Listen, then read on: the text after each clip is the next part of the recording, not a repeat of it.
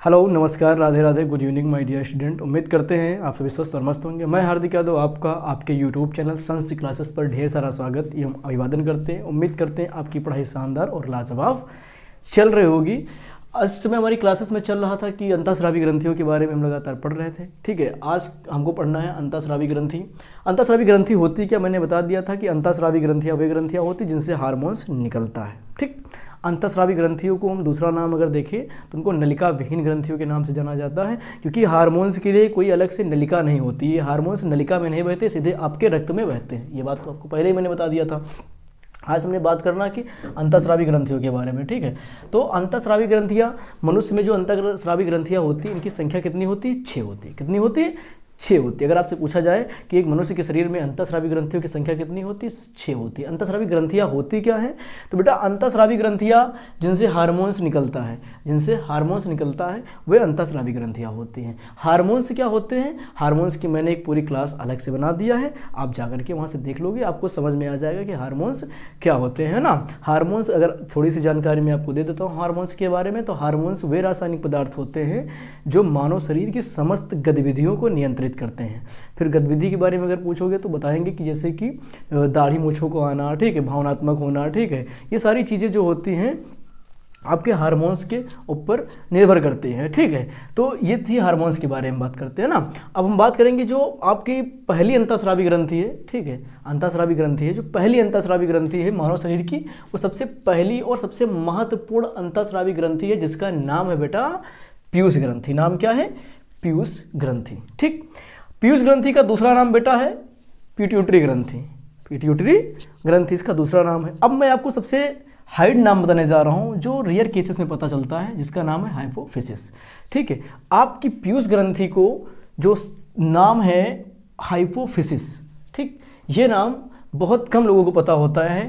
ठीक है, हाइपोफिसिस भी है पिट्यूटरी ग्रंथि का नाम, या कह सकते हैं पीयूष ग्रंथि का अन्य नाम है। ठीक, इसका एक और नाम है जिसे मास्टर ग्रंथि के नाम से भी जानते हैं। अधिकतर हमारे यहाँ बच्चों को मास्टर ग्रंथि के नाम से ज़्यादा पता होता है कि पीयूष ग्रंथि का दूसरा नाम मास्टर ग्रंथि होता है। लेकिन मैंने क्या बताया आपको कि पीयूष ग्रंथि का पहला नाम पिट्यूटरी ग्रंथि, दूसरा हाइपोफिसिस ग्रंथि, तीसरा मास्टर ग्रंथि। तो मैंने अन्य 3 नामों से आपको वाकिफ करा दिया है। ठीक, जब भी कोई पूछे हाइपोफिसिस क्या होता है, तुरंत आप जवाब देना कि हाइपोफिसिस का मतलब पीयूष ग्रंथि होता है। ठीक, अब हम बात करेंगे कि जो है अंतःस्रावी ग्रंथि, पहली ग्रंथि कौन सी है आपकी? पीयूष ग्रंथि है। पीयूष ग्रंथि को मास्टर ग्रंथि के नाम से भी जाना जाता है। अगर हम बात करें कि इस ग्रंथि से, कौन सी पीयूष ग्रंथि से कितने हार्मोन्स निकलते हैं, बहुत महत्वपूर्ण क्वेश्चन है कि पीयूष ग्रंथि से कितने हार्मोन्स निकलते हैं। तो पीयूष ग्रंथि से बेटा कुल 14 हार्मोन्स निकलते हैं। कितने निकलते हैं बेटा? 14 हार्मोन्स निकलते हैं। मानव शरीर में जो अंतःस्रावी ग्रंथि है वो पहली ग्रंथि आपकी कौन सी है? पीयूष ग्रंथि है। ठीक, इस पीयूष ग्रंथि से अकेले कितने हार्मोन्स निकलते हैं? 14 हार्मोन्स निकलते हैं। ठीक है, अब बात करते हैं ये जो ग्रंथि होती है पाई कहाँ पर जाती है। ठीक है, तो पीयूष ग्रंथि आपकी मस्तिष्क की ग्रंथि है। कहाँ की है? मस्तिष्क की ग्रंथि। मैंने आपको पढ़ाया था, जब ह्यूमन ब्रेन पढ़ाया था तो वहाँ पर बताया था कि मानव मस्तिष्क के 3 भाग होते हैं। ठीक है, तो जो आपका मानव मस्तिष्क जो अग्रभाग होता है, अग्रभाग का पिछला भाग जो होता है वहाँ पर क्या कहलाता है? डाइएन्सेफलान कहलाता है। ह्यूमन ब्रेन में मैंने बताया था कि मानव मस्तिष्क के प्रमुख 3 भाग होते हैं। जो अग्रभाग होता है, जो आपका ह्यूमन ब्रेन का अग्रभाग होता है, उस अग्रभाग के पिछले भाग को हम डाइएन्सेफलान कहते हैं। क्या कहते हैं? डाइएन्सेफलान कहते हैं। डाइएन्सेफलान के अधर तल पर, मतलब आधे से नीचे के तल पर जो है, अधर तल पर एक मटर जैसी आकार की ग्रंथि पाई जाती है। कैसी? मटर के आकार की जैसी ग्रंथि पाई जाती है। उस ग्रंथि को बेटा पीयूष ग्रंथि के नाम से जाना जाता है। किस ग्रंथि को? जो डाइएन्सेफलान के ठीक नीचे मटर की जितनी होती है उसको हम क्या कहते हैं बेटा? पीयूष ग्रंथि कहते हैं। तो क्वेश्चन ये बन सकता है कि पीयूष ग्रंथि पाई कहाँ जाती है? तो पीयूष ग्रंथि कहाँ पाई जाती है? अग्र मस्तिष्क में पाई जाती है। कहाँ पर पाई जाती है? अग्र मस्तिष्क में डाइएन्सेफलान के अधर तल पर पाई जाती है, नीचे के हिस्से पर पाई जाती है। ठीक है, अब पूछा जाए मटर जो ये आपकी पीयूष ग्रंथि है ये आकार में कैसी होती है? तो ये पीयूष ग्रंथि आपके मटर के दाने की आकार में होती है। जैसे आपका मटर का दाना होता है छोटा सा गोल गोल, वैसे ठीक किसका आकार होता है? आपकी पीयूष ग्रंथि या मास्टर ग्रंथि का आकार होता है। अब बात करते हैं कि इसका वजन कितना होता है। इसका वजन 0.6 ग्राम होता है। कितना होता है? 0.6 ग्राम होता है और आकार कैसा होता है? मटर के दाने जैसा होता है। ठीक, तो ये रही पीयूष ग्रंथि से जुड़ी हुई कुछ जो है रोचक जानकारी। इसका एक नाम इंपॉर्टेंट रखना, ये हाइपोफिसिस, ये महत्वपूर्ण है। हाइपोफिसिस, इसको ध्यान में रखना है कि मास्टर ग्रंथि को ही हाइपोफिसिस कहते हैं। ये कंपटीटिव लीगल एग्जाम में पूछा जाता है। अब हम बात करेंगे कि पीयूष ग्रंथि के कितने भाग होते हैं। ठीक, क्योंकि ये ज़्यादा महत्वपूर्ण है कि अगर हम सीधे आपको बता देंगे कि मतलब जो है इसका अग्रपिंड, मध्यपिंड, तो वहाँ समझ में थोड़ा सा मुश्किल है। अब हम बात करते हैं कि ये जो पीयूष ग्रंथि है, इसके प्रमुख कितने भाग होते हैं। ठीक है, प्रमुख 2 भाग माने जाते हैं। कितने माने जाते हैं? प्रमुख 2 भाग माने जाते हैं। लेकिन एक हार्मोन्स जो होता है वो हार्मोन्स मध्य हिस्से से निकलता है, इसलिए हमको लिखना पड़ता है कि मध्य पिंड। ठीक है, हालांकि प्रमुख 2 ही भाग होते हैं। पहला भाग जो होता है उसको हम अग्रपिंड कहते हैं। क्या कहते हैं? अग्रपिंड कहते हैं। और अग्रपिंड से कुल मिला के बेटा 11 हार्मोन्स निकलते हैं। मटर के दाने की आकार की संरचना होती है और उसके सबसे अगले भाग को क्या कहते हैं बेटा? अग्रपिंड कहते हैं। क्या कहते हैं? अग्रपिंड कहते हैं। और अग्रपिंड से कितने हार्मोन्स निकलते हैं? अकेले 11 हार्मोन्स वहीं से निकलते हैं। ठीक है, उसके बाद आता है बेटा आपका मध्यपिंड, मतलब मटर का जो दाना है उसका जो बीच वाला भाग है उसके बारे में बता रहा है। यहाँ से कुल मिला के सिर्फ एक हार्मोन से निकलता है जिसका नाम मैंने लिख दिया है इंटरमिडीन। क्या नाम है? इंटरमिडीन। अब ये क्वेश्चन पूछा जाता है कभी कभी, ठीक, बहुत रेयर पूछा जाता है कि इंटरमिडीन नामक हार्मोन्स कहाँ से स्रावित होता है। तो ये भी बेटा कहाँ से निकलता है? आपकी पीयूष ग्रंथि से ही निकलता है। और ये पीयूष ग्रंथि में कहाँ से निकलता है? तो मध्य भाग से निकलता है। लेकिन प्रमुखता बेटा 2 ही भाग माने जाते हैं। जो प्रमुख भाग हैं वो 2 ही माने जाते हैं, इसलिए मैंने यहाँ पर प्रमुख 2 ही भाग लिखे हैं। ठीक है, अब आता है बेटा पश्च भाग। क्या आता है?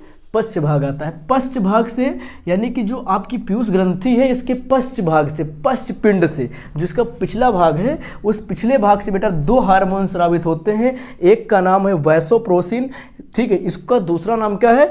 पिट्रोसिन। ठीक है, और दूसरा हार्मोन्स आपका क्या है बेटा? दूसरा हार्मोन्स आपका है ऑक्सीटोसिन, जिसे हम पिटोसिन के नाम से जानते हैं। अब ये पूछा जाता है पिट्रोसिन और पिटोसिन, ये थोड़ा सा कंफ्यूजन होता है। तो हम यहाँ बताते हैं कि जो वैसोप्रोसिन है, ठीक है, जो वैसोप्रोसिन है इसका दूसरा नाम पिट्रोसिन है। लेकिन जो आपका दूसरा हार्मोन है ऑक्सीटोसिन, इसका नाम क्या बेटा? पीटोसिन है। क्या नाम है? पीटोसिन नाम है। तो देखो पश्च भाग से जो निकलता है, पश्च पिंड से जो निकल रहे हैं वे क्या है बेटा? वे वैसोप्रोसिन, पिट्रोसिन है। ठीक है, और दूसरा क्या है? ऑक्सीटोसिन, जिसे हम पिटोसिन के नाम से जानते हैं। ठीक है, अग्रपिंड से जो निकलते हैं वो 11 हार्मोन्स हैं और जो मध्य से निकलता है वो एक इंटरमिडीन है। ठीक, तो यहाँ पर हम सबसे पहले कौन से हार्मोन्स पढ़ेंगे? पीयूष ग्रंथि के अग्रभाग से, या फिर अग्रपिंड से निकलने वाले 11 हार्मोन्स जो हैं उनका एक एक करके उनका नाम, उनके कार्य हम आराम से पढ़ेंगे। ठीक है, तो पहले पढ़ेंगे कौन सा? पीयूष ग्रंथि के अग्रपिंड से, फिर जो मध्य में निकलता है इंटरमिडीन, इसके बारे में जानकारी करेंगे कि हमारे शरीर में इसका क्या योगदान है। उसके बाद आता है आपका पश्चपिंड, वैसोप्रोसिन और ऑक्सीटोसिन का काम क्या होता है। ये सारी चीजें हम आगे की वीडियो में देखेंगे। तो सबसे पहले पढ़ेंगे पीयूष ग्रंथि के अग्रपिंड से निकलने वाले हार्मोन्स। अभी देखते हैं पीयूष ग्रंथि से स्रावित होने वाला हार्मोन्स। तो पीयूष ग्रंथि की से मतलब मैंने बताया तो 11 हार्मोन्स निकलते हैं। ठीक है, तो लोग हमको मुख्य हार्मोन्स पढ़ने हैं, 11 नहीं पढ़ने, हमको मुख्य हार्मोन्स पढ़ने हैं। तो मुख्य हार्मोन्स से पहला हार्मोन्स कौन सा आता है? वृद्धि हार्मोन्स, जिससे ग्रोथ हार्मोन्स या जीएच हार्मोन्स के नाम से जाना जाता है। क्या?